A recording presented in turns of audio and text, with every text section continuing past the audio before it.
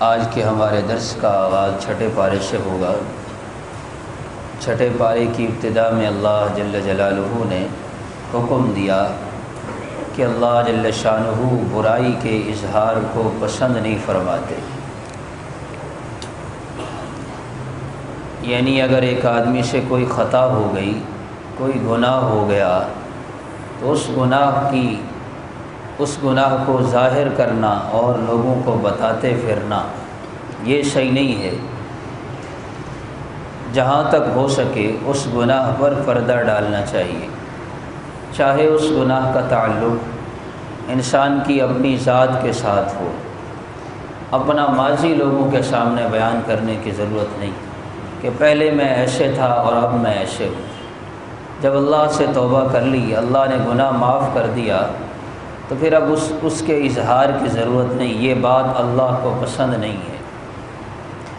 اور چاہے اس گناہ کا تعلق کسی دوسرے مسلمان کے ساتھ ہو۔ من ستر مسلما سترہ اللہ یوم القیامہ، جس نے کسی مسلمان کے عیب پر پردہ ڈالا، اس کے گناہ پر پردہ ڈالا، اللہ کل قیامت کے دن اس کے عیوب پر پردہ ڈالیں گے۔ ہمارے یہاں معاشرے میں یہی ہے کہ ایک نے کسی کی کوئی کمی کوتاہی دیکھی، وہ دوسرے کو بتا دی، دوسرے نے تیسرے کو، تیسرے نے چوتھے کو۔ معاشرے میں وہ اس کو رسوا کرنے کے درپے ہو گئے۔ ایسا نہیں فرمایا۔ جو کسی مسلمان کی پردہ دری کرتا ہے، بہت سخت وعید ہے مسلمان کی پردہ دری کرنا، اس کے عیوب کو پھیلانا۔ فرمایا اللہ جل جلالہ ایسے آدمی کو بسا اوقات ایسی سزا دیتے ہیں کہ گھر بیٹھے رسوا فرما دیتے ہیں۔ اس لیے فرمایا لا يحب اللہ الجہر بالسوء من القول الا من ظلم۔ صرف ایک صورت میں ظلم و زیادتی کو دوسروں کے سامنے بیان کرنے کی اجازت ہے کہ جب مظلوم حصول انصاف کے لیے ایک آدمی پر ظلم ہوا ہے، اس کے ساتھ زیادتی ہوئی ہے، اور وہ انصاف کے حصول کے لیے مقدمہ دائر کرتا ہے اور قاضی کی عدالت میں اپنے اوپر بیتے ظلم کو بیان کرتا ہے تاکہ مجھے انصاف ملے، تو اس کی شریعت نے اجازت دی ہے الا من ظلم۔ لیکن ساتھ ہی فرما دیا قرآن کریم میں من عفا واصلح فاجرہ علی اللہ۔ اگر ایک آدمی ظلم کو سہ جائے، برداشت کر جائے اور شکوہ زبان پر نہ لائے، معاملہ اللہ پر چھوڑ دے، معاف کر دے، صلح کر لے، فرمایا اجرہ علی اللہ، اس کا اجر اللہ کے ذمہ ہو گیا، اس کا اجر اللہ کے ذمہ ہو گیا۔ اور جس نے اپنا معاملہ اللہ جل شانہ کی عدالت میں پیش کر دیا، دنیا کی عدالت میں پیش کرنے کی شکت اور طاقت نہیں تھی۔ بہت سے لوگ وہ اپنے ماتحت کمزور لوگوں پر اس وجہ سے ظلم و زیادتی کرتے ہیں کہ یہ ہمارا کچھ نہیں کر سکتے۔ تو اس لیے سوچنا یہ چاہیے کہ جو کچھ نہیں کر سکتا وہ بہت کچھ کر سکتا ہے۔ جو ظاہری دنیا میں کچھ نہیں کر سکتا وہ بہت کچھ کر سکتا ہے۔ کیا کہ وہ اللہ کی عدالت میں اگر تیرا مقدمہ رکھ دے تو پھر اللہ کی پکڑ سے کوئی بچا نہیں سکتا۔ اس لیے کہ ان اللہ لا یظلم مثقال ذرہ، دنیا کی عدالتوں میں پیسہ تعلقات چل جاتے ہیں، لیکن اللہ کی عدالت ایسی ہے، فرمایا ذرے کے برابر بھی، ایک ذرے کے برابر بھی ظلم نہیں ہوگا۔ ذرہ کسے کہتے ہیں؟ کبھی آپ نے دیکھا ہوگا سورج نکلتا ہے اور دیواروں میں اگر چھوٹا سا دیوار میں سوراخ ہو، یا عموماً روشن دان کے ذریعے جو روشنی سورج کی کمرے کے اندر آ رہی ہوتی ہے، تو ہم دیکھتے ہیں اس میں ہمیں چھوٹے چھوٹے ذرات اڑتے ہوئے محسوس ہوتے ہیں۔ اس روشنی میں چھوٹے چھوٹے ذرات اڑتے ہوئے محسوس ہوتے ہیں جو آنکھوں سے بہت کم نظر آتے ہیں، غور کرنے سے معلوم ہوتا ہے جیسے دھول مٹی سے اڑ رہی ہے۔ وہ جو چھوٹا ہوتا ہے نا، اس کو ذرہ کہتے ہیں۔ تو اللہ کی عدالت ایسی ہے، وہاں ذرے کے برابر بھی ظلم نہیں ہوگا۔ اس لیے بعض علماء نے لکھا ہے کہ وہ آدمی آپ کا محسن ہے جس نے آپ کی ہوئی زیادتی کا آپ سے دنیا میں بدلہ لے لیا۔ میں نے اگر کسی کے ساتھ ظلم و زیادتی کی ہے اور اس نے مجھ سے بدلہ لے لیا تو ہم سیخ پا ہوتے ہیں کہ یہ میرے مقابلے میں اتر آیا۔ اللہ والے فرماتے ہیں وہ میرا اور آپ کا محسن ہے، اس نے اپنا معاملہ دنیا میں صاف کر لیا ہے، ہمارا معاملہ برابر ہو گیا۔ ایسا نہ ہوا کہ اس نے اللہ کی عدالت میں اگر وہ مقدمہ دائر کر دیتا تو پھر معاملہ بہت مشکل تھا۔ حضور پاک صلی اللہ تعالیٰ علیہ وسلم نے اپنی مبارک زندگی سے اسی کی تعلیم دے، فرمایا تخلقوا باخلاق اللہ، اے میری امت کے لوگوں اللہ جل جلالہ کی صفات اپناؤ۔ بعض اللہ تعالیٰ کی صفات ایسی ہیں جو بندہ اپنانا چاہے تو اپنا سکتا ہے۔ مثلا فرمایا اللہ جل شانہ کی ایک صفت معاف کرنا ہے۔ تو انسان کتنے گناہ کرتا ہے صبح سے لے کر شام تک، اللہ جل شانہ ہر گناہ کو فرمایا قرآن کریم میں عجیب بات ہے، وما اصابکم من مصیبت فبما کسبت ایدیکم۔ قرآن کو سمجھا نہیں ہم نے، ورنہ قرآن تو ایک واضح کھلی کتاب ہے، نصیحت نامہ ہے۔ فرمایا لوگوں جو تم میں سے کسی کو کوئی مصیبت پہنچتی ہے فبما کسبت ایدیکم، یہ تمہارے اپنے کیے ہوئے اعمال کا نتیجہ ہوتی ہے۔ ویعفو عن کثیر، تمہارے بہت سے گناہ تو ایسے ہوتے ہیں اللہ وہ تمہارے ویسے ہی معاف فرما دیتے ہیں۔ جن گناہوں پر تمہارے اوپر آزمائشیں آتی ہیں وہ گناہ تو بہت تھوڑے ہوتے ہیں۔ جیسے ایک بندہ دوسرے کو کہے یہ تو میں نے تجھے بہت تھوڑی سزا دی ہے، ورنہ تیرا جو جرم تھا وہ جرم تو بہت بڑا تھا۔ اس لیے اللہ معاف فرما دیتے ہیں۔ تو انسان کو بھی چاہیے کہ اللہ تعالیٰ کی یہ صفت اپنائے، معاف کرنے کی صفت اپنے اندر پیدا کرے۔ اللہ جل جلالہ ایسے آدمی پر پھر اپنی خاص رحمت نازل فرماتے ہیں۔ ساتھ ہی حضرت عیسیٰ علیہ السلام کا واقعہ ہے۔ حضرت عیسیٰ علیہ السلام کے متعلق یہود و نصارہ میں افراد تفرید پائی جاتی ہے۔ حضرت عیسیٰ علیہ السلام کو عیسائیوں نے، جنہیں نصارہ بھی کہا جاتا ہے، قرآن کریم میں جو نصارہ کا لفظ آتا ہے تو نصرانی ہو، نصارہ ہو یا عیسائی ہو، ان تینوں کا ایک ہی مطلب ہوتا ہے۔ تو انہوں نے کیا کہا، ان کے حضرت عیسیٰ علیہ السلام کے بارے میں 3 نظریے تھے۔ بعض نے کہا نعوذ باللہ خود خدا ہیں، اللہ جل شانہ کا درجہ دے دیا، اور بعض نے کہا لقد کفر الذین قالوا ان اللہ ثالث ثلاثہ، اللہ 3 میں سے تیسرا، یعنی نعوذ باللہ ایک رب مانا اللہ کو، ایک رب مانا حضرت عیسیٰ علیہ السلام کو، اور ایک رب مانا حضرت مریم علیہ السلام کو۔ اللہ جل شانہ نے اس عقیدہ بد کی بھی تردید فرمائی، اور یہود حضرت موسیٰ علیہ السلام کے پیروکار وہ حضرت عیسیٰ علیہ السلام کے مخالف ہو گئے، کیونکہ حضرت موسیٰ علیہ السلام کا زمانہ پہلے تھا اور حضرت عیسیٰ علیہ السلام کا زمانہ بعد میں تھا۔ حضرت عیسیٰ علیہ السلام تشریف لائے، انہوں نے اپنی امت کے افراد کو سمجھایا اور اپنی نبوت کی طرف لوگوں کو بلایا، تو یہودی ان کے دشمن بن گئے اور نعوذ باللہ قتل کے درپے ہو گئے، اور 4000 یہودیوں نے حضرت عیسیٰ علیہ السلام کے گھر کا محاصرہ کر لیا۔ لیکن اللہ جل جلالہ نے اپنی رحمت سے انہیں روشن دان کے ذریعے آسمانوں پر اٹھا لیا۔ بر رفعہ اللہ الیہ، اللہ نے اٹھا لیا۔ وکان اللہ عزیزا حکیما، 4000 آدمیوں کے محاصرے میں ایک آدمی آسمان پر چلا جائے اور صحیح سلامت جائے، کسی کو پتہ ہی نہ چلے، کیسے ہو سکتا ہے؟ فرمایا یہ تمہاری سمجھ میں آنے کی چیزیں نہیں ہیں۔ کان اللہ عزیزا، اللہ غالب ہے، اللہ غالب ہے۔ جب ایسی باتیں آتی ہیں تو لوگ کہتے ہیں، اعتراض کرنے والے، کہ یہ کیسے ہو سکتا ہے، ملحد قسم کے لوگ، کہ روشن دان سے آدمی جائے اور آسمانوں پر زندہ پہنچ جائے۔ وجہ یہ ہے کہ دین کو عقل کے ذریعے سے سمجھنے کی کوشش کی ہے۔ حضرت علی رضی اللہ تعالیٰ عنہ نے 14 صدیاں قبل یہ مسئلہ ہی حل کر دیا. فرمایا لو کان الدین بالرأی لکان باطن الخف اولا من ظاہرہما، کہ اگر دین کا تعلق رائے کے ساتھ اور عقل کے ساتھ ہوتا تو پھر مسا موضوع کے نیچے کیا جاتا، موضوع کے اوپر نہ کیا جاتا. لیکن میں نے رأیت رسول اللہ صلی اللہ تعالی علیہ وسلم یمسح علی ظاہرہما، لیکن میں نے نبی کریم صلی اللہ علیہ وسلم کو موضوع کے ظاہر پر مسح کرتے ہوئے دیکھا. یہ ایک اصول بن گیا رہتی دنیا تک.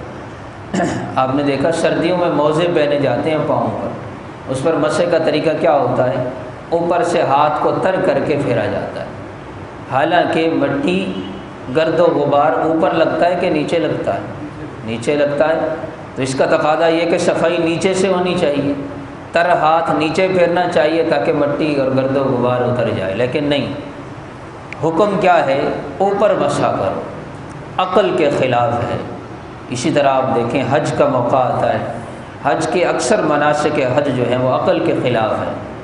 ایک پتھر کی مورتی بنی ہوئی ہے، ایک پتھر ہے بہت بڑا، عمارت بنی ہوئی ہے اور سارے اس کو پتھر ماریں شیطان کہہ کر، یہ بڑا شیطان ہے، یہ چھوٹا شیطان ہے. عقل کے خلاف ہے لیکن کرنا ہے. اور لاکھوں کروڑوں جانور قربانی کے موقع پر ذبح ہوتے ہیں. اللہ کا حکم ہے اگر کوئی آدمی قربانی کی بجائے، قربانی کرنے کی بجائے اتنے پیسے کسی غریب فقیر مسکین کو دے دے تو قربانی کا عمل پورا نہیں ہوگا. اللہ کے نبی نے فرمایا کہ جو وسعت رکھتا ہو اور قربانی نہ کرے فلا یقربن مصلانا، وہ ہماری عیدگاہ کے قریب بھی نہ آئے. تو بہرحال دین عقل کے تابع نہیں ہے، عقل کو دین کے تابع کرنا ہے، عقل کو سمجھ کو دین کے تابع کرنا. اللہ جل جلالہ نے اپنی رحمت سے عیسیٰ علیہ السلام کو آسمانوں پر اٹھایا. قرب قیامت میں دمشق کی مسجد کے مشرقی کنارے پر فرشتوں کے پروں پر اتریں گے اور وہ امام مہدی کا زمانہ ہوگا. امام مہدی فجر کی نماز پڑھائیں گے. یہ اس امت کے آخری خلیفہ کا لقب دیا گیا امام مہدی کو. اور باقی نمازیں حضرت عیسیٰ علیہ السلام پڑھائیں گے اور دجال کو قتل کیا جائے گا. اور اس کے ساتھ ساتھ جزیہ کا حکم، ٹیکس جو ہوتا ہے جزیہ، یہ منسوخ کر دیا جائے گا. جزیہ ہوتا ہے کہ اگر کہیں اسلامی حکومت ہے اور وہاں اس ملک میں، اس علاقے میں غیر مسلم رہتے ہیں تو ان سے ماہانہ یا سالانہ ٹیکس لیا جاتا ہے. جب وہ ٹیکس ادا کر دیتے ہیں تو ان کی مال جان کا تحفظ اسلامی حکومت کی ذمہ داری ہوتی ہے. ہماری حکومتیں بھی کرتی ہیں غیر مسلم اقلیت کا نام دے کر. یہ در حقیقت وہی نظام ہے جو حضرت عمر رضی اللہ تعالی عنہ نے اس کو جاری فرمایا اور پہلے بھی چلتا رہا. تو وہ جزیے کا حکم منسوخ ہوگا. اب دو ہی باتیں ہوں گی، یا اسلام لانا ہوگا یا بصورت دیگر، اگر اسلام کوئی نہیں لائے گا تو قتل کر دیا جائے گا. تیسری صورت نہیں ہوگی. تو اس میں ذرا اس بات کا بھی اہتمام کر لیا جائے. اکثر لوگ اس لفظ کو غلط پڑھتے ہیں، مہدی لفظ کہتے ہیں. لفظ مہدی نہیں ہے. عربی زبان اور گرامر کے حساب سے یہ قطعاً سراسر غلط لفظ ہے. لفظ ہے مہدی، اہدا یہدی اہداءً سے ہے. مہدی کا معنی ہوتا ہے ہدایت یافتہ، جسے اللہ نے ہدایت عطا فرمائی. تو یہ مہدی لفظ یہ غلط ہے. لوگوں کو اس کا علم نہیں ہے، وہ اس کو غلط تلفظ کے ساتھ پڑھتے ہیں. لفظ کیا ہے اصل میں؟ مہدی، میم کے زبر کے ساتھ. اللہ جل جلالہ ہم سب کو اپنی تمام احکامات پر عمل کرنے کی توفیق عطا فرمائے. سورہ مائدہ کی ابتدا ہے. آپ علیہ الصلوۃ والسلام نے اس سورت کی بڑی فضیلت بیان فرمائی. فرمایا اپنی عورتوں کو سورہ نور سکھلاؤ اور اپنے مردوں کو سورہ مائدہ سکھلاؤ. سورہ مائدہ یہ صورت مبارکہ نبی کریم صلی اللہ علیہ وسلم کی حیات طیبہ کے بالکل آخری دور میں نازل ہوئی. اس کا کچھ حصہ صلح حدیبیہ کے موقع پر، کچھ فتح مکہ کے موقع پر اور کچھ حجۃ الوداع کے موقع پر نازل ہوا. اور یہ مردوں کو سکھلانے کا حکم کیوں دیا گیا؟ اس صورت میں مسلمانوں کے سیاسی، سماجی، معاشی مسائل کے متعلق تفصیلی ہدایات موجود ہیں۔ سیاسی مسائل کا حل بھی ہے، سماجی کہ سماج میں، معاشرے میں جو مسائل پیدا ہوتے ہیں ان کے حل کا طریقہ کیا ہے۔ ہمارے لیے المیہ یہ ہے کہ ہم قرآن کریم کو سمجھنے کے لیے وقت نہیں نکالتے۔ اگر میں اور آپ قرآن کریم کو سمجھ کر پڑھنا شروع کر دیں تو انسان حیران ہوگا کہ اللہ نے کیسے کھول کر قرآن کریم میں ہدایات اور احکامات بیان فرمائے ہیں۔ 30 سال عمر ہو گئی، 40 سال عمر ہو گئی، پڑھتے ہیں ایاک نعبد و ایاک نستعین، لیکن حقیقت دل میں نہیں اتری اور اس کا ادراک دل میں نہیں ہوا کہ میں کہہ کیا رہا ہوں۔ بعض اللہ والوں کے بارے میں آتا ہے کہ جب وہ پڑھتے تھے، غالباً حسن بصری رحمۃ اللہ علیہ کے بارے میں آتا ہے، ایک دن نماز پڑھا رہے تھے، نماز کے دوران جب یہ آیت مبارکہ پڑھی ایاک نعبد و ایاک نستعین، غش کھا کے گر گئے، بے ہوش ہو گئے۔ بعد میں جب افاقہ ہوا تو کسی پوچھنے والے نے پوچھا کہ حضرت آپ نے یہ آیت پڑھی اور اس پر بے ہوش ہو گئی، اس کی کیا وجہ ہے؟ فرمایا کہ میرے دل میں اللہ کا خوف ایسا آیا کہ میں جو زبان سے کہہ رہا ہوں، میں جو زبان سے دعویٰ کر رہا ہوں، کیا یہ دعویٰ میرا دل اس کی تصدیق کر رہا ہے کہ نہیں کر رہا؟ میں جھوٹ تو نہیں بول رہا، زبان سے کیا کہہ رہا ہوں؟ اے اللہ ہم تیری ہی عبادت کرتے ہیں، تجھ ہی سے مدد مانگتے ہیں، کہیں میں اپنے اس دعوے میں جھوٹا تو نہیں ہوں۔ تو اس لیے ایمان والوں کو وعدوں کے پورا کرنے کا حکم دیا، اوفوا بالعقود، اے ایمان والو اپنے وعدے کو، معاہدے کو پورا کرو۔ وعدہ خلافی کرنا یہ منافق کی نشانی ہے۔ فرمایا منافق کی نشانی کیا ہے؟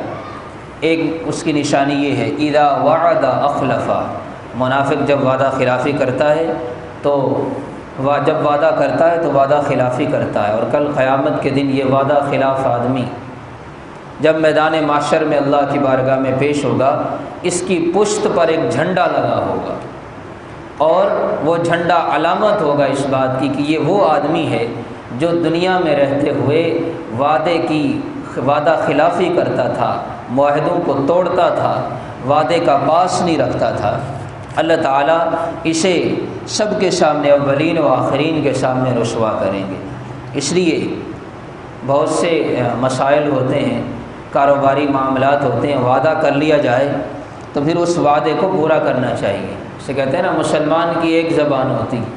ایک حدیث میں آتا ہے، فرمایا کہ اگر ایک آدمی نے وعدہ کیا اور وعدہ کرتے وقت اس کی نیت یہ تھی کہ میں اس وعدے کو پورا کروں گا، اور پھر موقع پر کوئی پریشانی ہو گئی، کوئی مسئلہ بن گیا، تو پھر اس نے اپنی وسعت کے مطابق کوشش کی لیکن وعدہ پورا نہ کر سکا، تو جس سے وعدہ کیا ہوا ایک تو اس سے معذرت کر لے اور اللہ سے استغفار کر لے، تو اللہ جل شانہ اس وعدہ خلافی کے گناہ کو معاف فرما دیتے ہیں۔ مجبور ہے، ہو جاتا ہے۔ ساتھ ہی اللہ جل جلالہ نے دین کی تکمیل کا قیامت تک کے لیے اعلان فرما دیا، الیوم اکملت لکم دینکم واتممت علیکم نعمتی ورضیت لکم الاسلام دینا۔ فرمایا آج کے دن، یہ کون سا دن تھا؟ یہ آیت ہجرت کے 10ویں سال حجۃ الوداع کے موقع پر 9 ذی الحجہ میدان عرفات اور جمعہ کا دن تھا، یہ نازل ہوئی۔ یہ وہ دن تھے جب مکہ اور سارا عرب فتح ہو چکا، لوگ جوق در جوق، جماعت در جماعت، گروہ در گروہ اسلام میں داخل ہو رہے تھے۔ اسلام کی شان و شوکت کے وہ دن تھے۔ اللہ نے یہ آیت نازل فرمائی۔ رئیس المفسرین حضرت عبداللہ ابن عباس رضی اللہ تعالیٰ عنہ فرماتے ہیں، احکامات کے اعتبار سے یہ قرآن کریم کی سب سے آخری آیت جس میں احکامات آئے وہ یہی ہے۔ فرمایا آج کے دن میں نے تمہارے لیے تمہارا دین مکمل کر دیا۔ دین حق اور نعمت الہی کا انتہائی معیار جو اس عالم میں بنی نوع انسانی کو عطا ہونے والا تھا، آج اس کی تکمیل ہو گئی۔ عقائد کے اعتبار سے، فرائض کے اعتبار سے، احکامات و اعمال کے اعتبار سے دین مکمل ہو گیا۔ لیکن دین کس کا ہے؟ دین کس کا ہے؟ اللہ کا ہے۔ لیکن اللہ نے کیا فرمایا؟ آج کے دن میں نے اپنا دین مکمل کر دیا۔ یہ نہیں فرمایا میں نے تمہارے لیے تمہارا دین مکمل کر دیا۔ بتلا دیا کہ اس دین کی اشاعت اور اس دین کی حفاظت اب تمہاری ذمہ داری ہے۔ پہلے دین کی اشاعت و تبلیغ کے لیے انبیاء آیا کرتے تھے، لیکن آج یہ ذمہ داری تم پر ڈالی جا رہی ہے۔ جیسے انسان جب کسی چیز کو اپنا سمجھتا ہے پھر اس کے لیے تگ و دو کرتا ہے اور اس کے لیے محنت کرتا ہے، ہر پریشانی برداشت کرتا ہے، اور جب کسی چیز کو اپنا نہیں سمجھتا تو پھر وہ نقصان ہو رہا ہو تو اس کو پریشانی نہیں ہوتی۔ حضرت عمر رضی اللہ تعالی عنہ جب یہ آیت مبارکہ نازل ہوئی زار و قطار رونے لگے۔ صحابہ کرام وہ مزاج شناس نبوت تھے، آپ کے مزاج کو جانتے تھے، قرآن اترتا دیکھتے تھے، آیت سنتے تھے، سمجھتے تھے کہ اس آیت کا مصداق کیا ہے۔ اس لیے قرآن کریم کی تفسیر کے متعلق سب سے قوی ترین قول وہ ہوتا ہے جس کی تشریح حضرات صحابہ کرام میں سے کسی صحابی نے کی ہو۔ حضرت عمر رضی اللہ تعالیٰ عنہ زار و قطار رونے لگے۔ ایک صحابی نے پوچھا، اے عمر، اس آیت کے نازل ہونے پر اتنا کیوں رو رہے ہو؟ فرمایا تمہیں پتہ ہے اللہ نے اس میں کیا فرمایا ہے؟ میں نے تمہارے لیے تمہارا دین مکمل کر دیا۔ اللہ کے نبی کس لیے آئے تھے؟ دین پہنچانے کے لیے، اور دین مکمل ہو گیا تو نتیجہ کیا ہے کہ اب اللہ کے نبی صلی اللہ علیہ وسلم کی رحلت کا وقت قریب آ گیا ہے۔ ما یبکیک یا عمر، صحابی نے پوچھا ہے اے عمر تجھے کیا چیز رلا رہی ہے؟ فرمایا مجھے حضور پاک صلی اللہ علیہ وسلم کی جدائی کا صدمہ رلا رہا ہے۔ چنانچہ ایسے ہی اس آیت کے نازل ہونے کے 81 دن بعد آپ علیہ الصلوۃ والسلام اس دنیا سے پردہ فرما گئے۔ اس لیے میرے محترم بھائیوں، یہ دین پھیلانا، اس کی ذمہ داری یہ انبیاء کے بعد سلسلہ نبوت ختم ہو چکا، ختم نبوت کے صدقے یہ ذمہ داری میرے اوپر، آپ کے اوپر عائد ہوتی ہے کہ خود بھی دین پر عمل کرنا ہے اور دوسروں تک بھی اس دین کی محنت کو، دین کی دعوت کو پہنچانا ہے۔ بس آخری واقعہ ہے حضرت آدم علیہ السلام کے بیٹے حابیل اور قابیل کا مشہور واقعہ ہے، آپ حضرات نے سن رکھا ہے۔ اس واقعے سے مجھے اور آپ کو جو سبق ملتا ہے بس اس کو دہرا کر بات ختم کرتے ہیں۔ دونوں بھائیوں نے قربانی کی۔ ایک بھائی نے قربانی میں میڈھا وہ ذبح کر کے پہاڑ پر رکھا، اور دوسرے بھائی نے گندم وہ پہاڑ پہ رکھی، کہ پہلے زمانے میں قربانی کا اصول یہی تھا کہ قربانی جو بھی ہوتی اس کو کر کے پہاڑ پر رکھ دیا جاتا تھا۔ صدقہ خیرات، اللہ تعالیٰ کی طرف سے آسمان سے آگ آتی اور جس کی قربانی اور صدقہ خیرات کو جلا جاتی تو یہ نشانی ہوتی کہ اس کا یہ صدقہ اللہ کی بارگاہ میں قبول ہو گیا، اور جس کی قربانی وہ نہ جلتی تو یہ نشانی ہوتی کہ یہ اللہ کے ہاں قبول نہیں ہے۔ قبول اور غیر مقبول ہونا، مقبول غیر مقبول کا فیصلہ دنیا میں ہو جاتا۔ یہ تو اللہ نے کتنا انعام فرمایا ہمارے اوپر، اللہ نے اس امت پر پردہ ڈال دیا۔ تو جو بھی صدقہ اور خیرات اللہ کی راہ میں کرتا ہے دنیا میں فیصلہ نہیں ہوتا، آخرت میں جو ہوگا سو ہوگا۔ دنیا میں اللہ نے رسوائی سے بچا لیا۔ تو قابیل نے حابیل بھائی کو قتل کر دیا۔ اب اس موقع پر ایک جملہ فرمایا حابیل نے، اس نے کہا کہ دیکھو بھائی، میری قربانی اللہ نے قبول کر لی، تمہاری قبول نہیں ہوئی، وجہ اس کی کیا ہے؟ بس یہ وجہ ہم نے سمجھنی ہے۔ وہ کہنے لگا انما یتقبل اللہ من المتقین، کہ بھائی اللہ صدقہ خیرات ہر ایک کا قبول نہیں کرتے، جس کے دل میں اللہ کا خوف ہوتا ہے نا اس کا عمل اللہ کے ہاں قبول ہوتا ہے، اس کا عمل قبول ہوتا ہے۔ روزہ کس لیے ہے؟ لعلکم تتقون، تم متقی ہو جاؤ۔ جنت کس لیے ہے؟ اعدت للمتقین، جنت اللہ نے کس کے لیے بنائی؟ متقیوں کے لیے۔ قرآن کیوں اتارا؟ ہدی للمتقین، یہ ہدایت ہے کس کے لیے؟ متقیوں کے لیے۔ تو اس نے کہا بھائی اللہ تقوی اور خوف والا عمل قبول کرتے ہیں۔ اس لیے حضرت عامر ابن عبداللہ رضی اللہ تعالیٰ عنہ ایک صحابی ہیں، وفات کا وقت آیا تو رونے لگے۔ کسی نے پوچھا کیوں رو رہے ہیں؟ آپ نے ساری زندگی نیک اعمال میں گزاری۔ کہنے لگے میرے کانوں میں اللہ کا یہ ارشاد گونج رہا ہے انما یتقبل اللہ من المتقین۔ تو اس خوف سے رو رہا ہوں کہ کہیں میرا عمل اللہ کی بارگاہ میں مردود نہ ہو جائے۔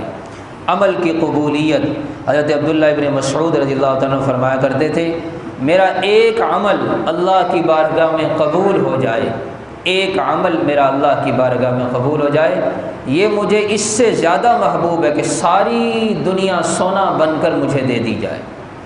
مجھے اتنی خوشی اس پر نہیں ہوگی جتنی خوشی مجھے ایک عمل کے قبول ہونے پر ہوگی۔ اب عمل کی قبولیت کی نشانی کیا ہے؟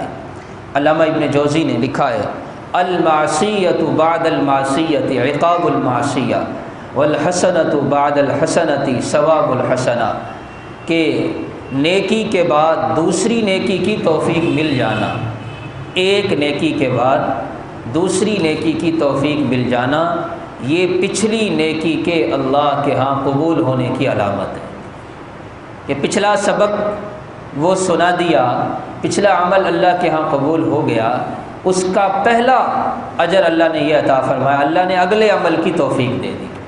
ایک نماز کے بعد دوسری نماز کی توفیق ہو جائے، ایک روزے کے بعد دوسرے روزے کی توفیق ہو جائے، ایک تراویح کے بعد اگلے دن کی توفیق مل جائے، تو سمجھ لیں کہ الحمدللہ اللہ نے ہمارا پچھلا عمل قبول فرما لیا۔ اللہ تعالیٰ جو کچھ کہا سنا ہم سب کو عمل کی۔ اللہم لک الحمد کلہ ولک الشکر کلہ، اللہم لا نحصی ثناء علیک انت کما اثنیت علی نفسک، جزا اللہ عنا سیدنا و مولانا محمدا ما هو اہلہ، رب ارحمہما کما ربیانی صغیرا، وصلی اللہ تعالی علی خیر خلق محمد و آلہ و اصحابہ اجمعین۔